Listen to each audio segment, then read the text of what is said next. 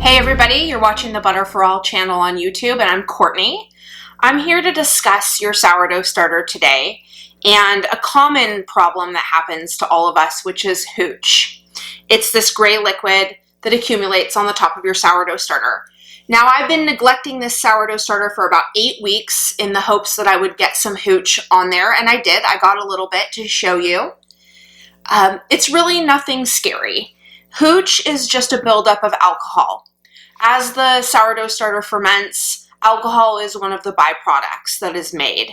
And the longer your sourdough starter ferments, the more alcohol builds up that sour flavor. It's the lactic acid and the alcohol from the yeast fermentation. And what happens is the solids in the sourdough starter settle and that alcohol rises to the top. And so that's all it is. It's just your sourdough starter kind of separating after it's been sitting for a long time and it's run out of its food source. Because during feeding, when it has a lot of flour to eat, it's very active and bubbly. As it runs out of that flour, it settles, the gas stops being created by the yeast, and this separation happens. So the gray color that you see there is just some oxidation on the top of your sourdough starter, and it's really nothing to worry about. Lots of people think they've killed their sourdough starter when they see this alcohol accumulation, also known as hooch. And the reason we call it hooch is because hooch is a slang term for alcohol, right? So a lot of people think they've killed their starter. It's gray, it's liquidy on top, and it won't come back to life easily. Maybe they feed it once and nothing happens. And there's a really practical reason for that. What happens when the yeast run out of food is they actually go to spore. Instead of being in an active state, they shut down and they release spores into your sourdough starter. And this is obviously the way nature intended it, right? Food runs out, we'll create seeds or spores, and next time there's a food supply, those spores will grow into full-blown organisms.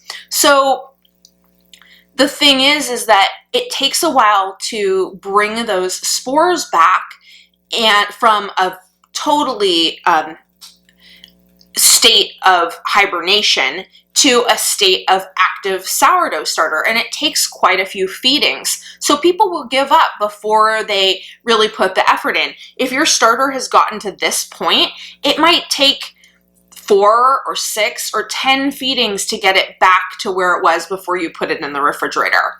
And that's fine. It's just kind of part of the deal with sourdough is you have to know that if you're going to go on vacation and it's going to be in there for a few weeks or a few months, or if something happens in your life and it's in there for a year, there's chances are you can bring your sourdough starter back, but it just takes some effort. So hooch isn't something to worry about. It's not scary. It's not bad. Your sourdough starter is really, really sour at this point, and it won't work to rise bread because the yeast is not active, and it needs to be fed, cultivated, and encouraged to come back. So the way that you do this is really, really simple. You can, if it's like this, it's just been, maybe less than 3 months and you feel comfortable doing this, you can stir that all back in. My preferred method, though, is to scrape the top off, all of the oxidated layer and the hooch, and get rid of it, compost it, and then just take a little bit from the bottom of the jar and start a fresh starter with that.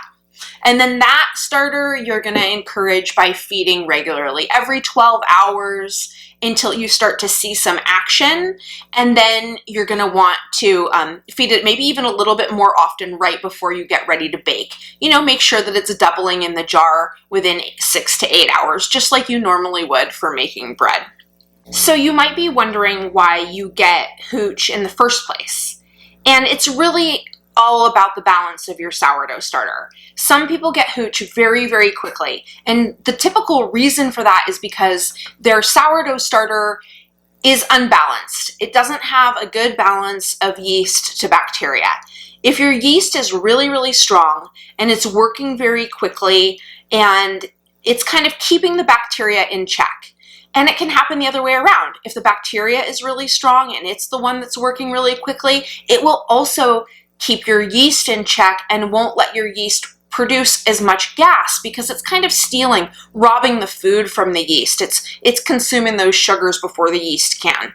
So what you're aiming for with your starter is a really good balance between the yeast and the bacteria. You need the yeast to leaven the bread, and you want the bacteria, on the other hand, to sour the bread, to break down those proteins, make it easier to digest. So you're looking for this balance. And it's really about cultivating your starter.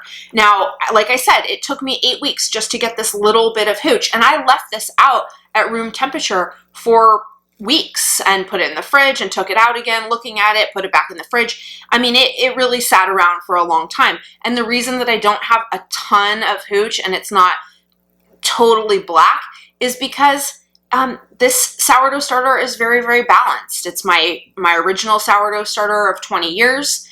This is just a little offshoot of it that I was using for video purposes, but it's a very balanced starter. And so it took a really long time for that hooch to build up. If your hooch is building up quickly, you just need to be feeding your sourdough starter more. You need to be using it more. You need to be cultivating the yeast. You need to be really encouraging the yeast growth, and that will help balance your starter. The more time you leave it alone and you let the bacteria and acids build up, the less strong your yeast is going to be.